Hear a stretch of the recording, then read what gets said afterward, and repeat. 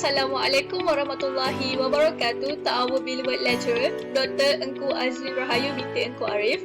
So today me and my group members will be present about water pollution and its effect on marine life. So before I begin my presentation, let me introduce my name first. My name is NORHAFIZAH binti JAAFAR and I am from S1204G Group 2. So this is what we are going to discuss in this video. The first one we are going to discuss about title or issue. Second is about goal for analysis. Third, problem statement. Fourth, literature review. Fifth, supporting article. Sixth, recommendation of problem solving methods. And last but not least is conclusion. So our group title is about water pollution and its effect on marine life. But in this video, we will specify the location where this pollution took place, and we have decided to choose Egypt as the study site. So these are the goals for analysis for this case study. The first one, to study the main causes of water pollution in Egypt. Second, to study effective ways of preventing water pollution from occurring in Egypt. Third, to study the effect of water pollution on marine life. Assalamualaikum warahmatullahi wabarakatuh. My name is NORHAFIZAH FARA'AIN binti HASZELI from class AS1204G. First of all, I would like to thank NORHAFIZAH binti JAAFAR for passing the presentation. Alright, there are two problem statements for this case study. First, what is the effect of water pollution and marine life in Egypt? And second, how and what causes the water pollution to occur in Egypt?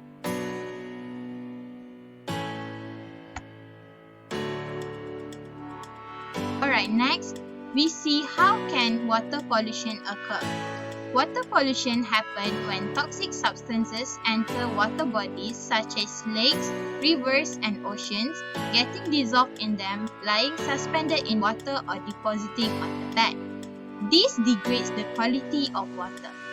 Not only does this spell disaster for aquatic ecosystem, the pollutants also seep through and reach the groundwater, which might end up in our household as contaminated water we use in our daily activities, including drinking.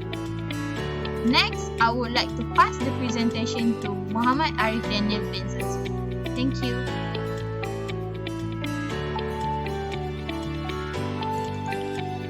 Assalamualaikum warahmatullahi wabarakatuh. Before I begin with my presentation, I would like to thank my friend FARISHA FARA'AIN binti HASZELI for passing the presentation to me. Now that FARISHA has explained how water pollution can occur, we would like to explain about the literature review of this case study. The contents in literature review are sources of water pollution and effects of water pollution on marine life. I will elaborate on the main four sources of water pollution in Egypt. The first source will be industrial pollution. Egypt faces a rapid increasing deterioration of its surface and groundwater due to increasing discharge of heavily polluted domestic and industrial effluents into its waterway. There are estimated to be around 24,000 industrial enterprises in Egypt, about 700 of which are major industrial facilities.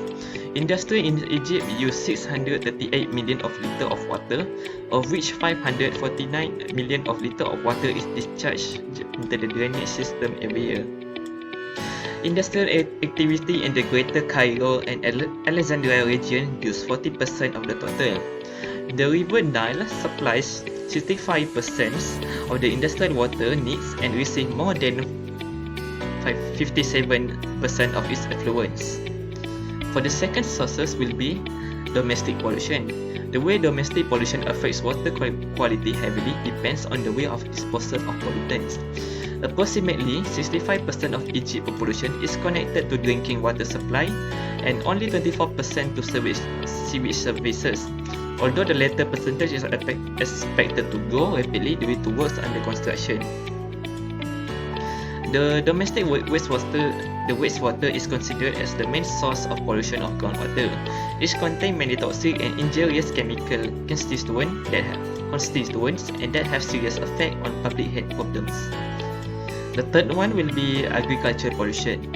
Excessive use of pesticide and fertilizers in agriculture also contribute to water pollution problems. In many agricultural areas in Egypt, local surface and groundwater contamination result from leachings of nitrates from fertilizer and bacteria from livestock and feed wastes. The last one will be tourism. Marine pollution also resulted for frequent small spill of oil and other contaminants that were released from ships. In addition, waters are also polluted because of the significant amount of garbage thrown into the sea for ferries and tourism purpose every year.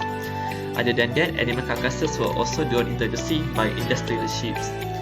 And now I will leave the presentation to my friend SHAZLINA binti MAMAT to explain about the effects of water pollution on marine life. Thank you. Assalamualaikum warahmatullahi wabarakatuh. My name is SHAZLINA binti MAMAT. I will explain about the effect of marine life for literature reading. Okay, firstly, the effect is highest concentration of aliphatic hydrocarbon and polycyclic aromatic hydrocarbons. They were monitored in some fish species collected from Thamesah Lake and Ismailia Egypt. Among the fish species affected by these elements are Tubiasin, SHAZLI, Capito, Mobilebres, and Saisna species Tubiasin. Aliphatic hydrocarbon frequently in all fish species for even number of these compounds.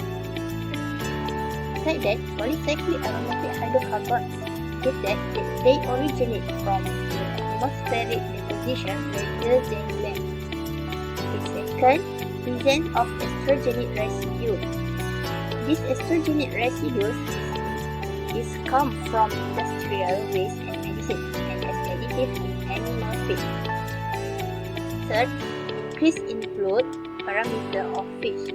This is because the heavy metals concentrations in water were higher due to sewage and other pollution discharge.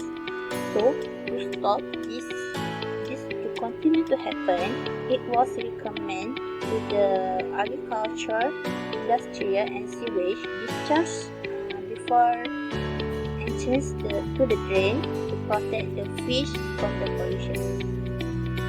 Fourth, change on histology of gill and kidney of marine life. The fish suffer from several histopathological signs in their gill and kidney, including necrosis, degeneration, hemorrhage, hemolysis, hemosiderin, fibrosis, hyperplasia, and fusion. The investigate has been obtained from Orochromys Methodicus fish living in 3 stations in Egypt. Okay, next, my opinion is party must stop making the sea and rivers as place for the release of various toxic waste or hazardous materials from their respective factories. This is because all this pollution will affect the survival of marine life and indirectly can also affect human health. Therefore, the oil production industry should try to limit their activities in various ways to ensure that they do not destroy minerals in the sea, which are also home to some small marine life. This is because this coral cover will be destroyed due to petroleum hydrocarbon pollution. Therefore, it is the responsibility for us as humans to care and maintain the beauty of the sea and rivers for the good of the entire ecosystem. Okay, that's all from me. I will pass the presentation to the next presenter.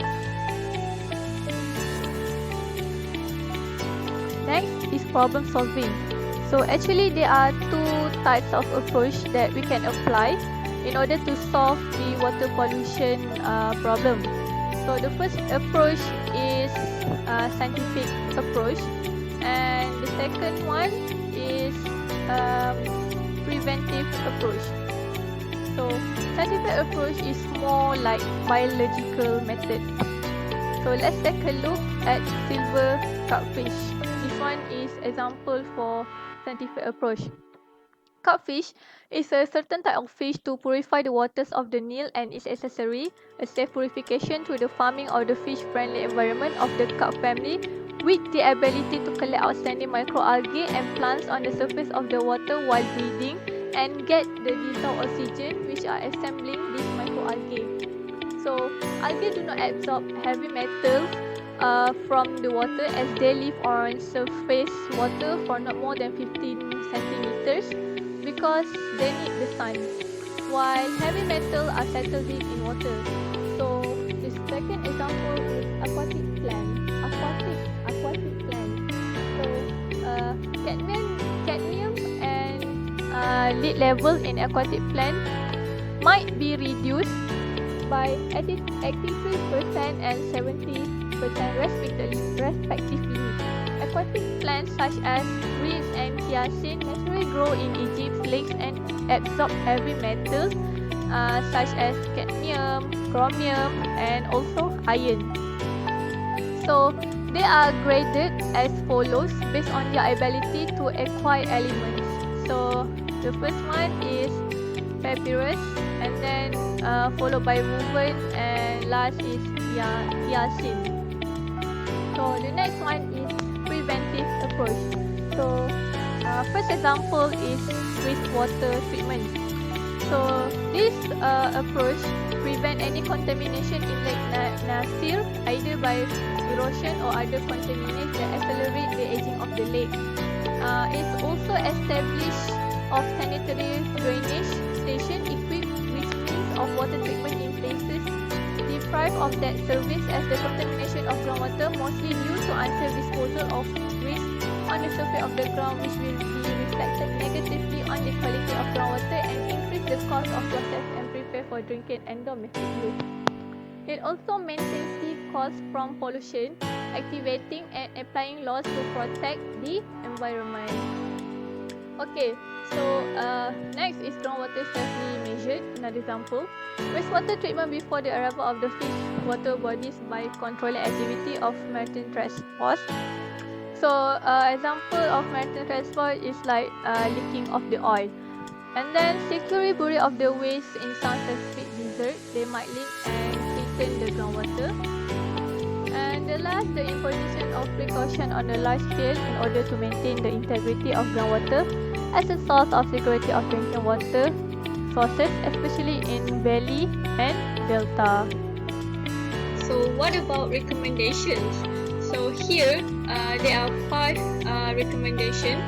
So the first one is constant monitoring the Nile River. So constant monitoring of the Nile River's water quality is required to detect any changes in the quality and to prevent outbreaks of disease and negative effect on the aquatic ecology. So second is pay more attention. Mitigating element mobilization from sediments is important since its effects can be significant during low water season and years in the river. Effective implementation of laws and regulations. So the law needs to be tightened so that the people of Egypt are afraid to break the rules regarding things that can pollute or affect the water quality.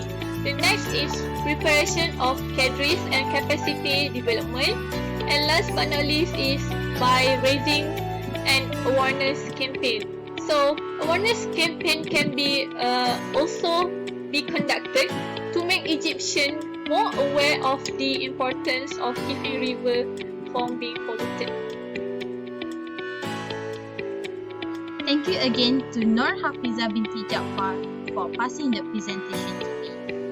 Alright, lastly, as a conclusion, there are many factors that can lead to water pollution which will affect most of the marine life, such as fishes and aquatic plants. There is an important role toward the ecosystem.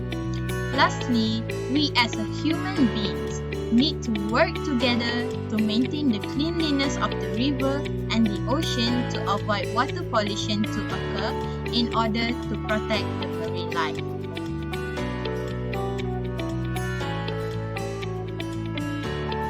Alright, that's all from me and my groupmate. Thank you and Assalamualaikum warahmatullahi wabarakatuh.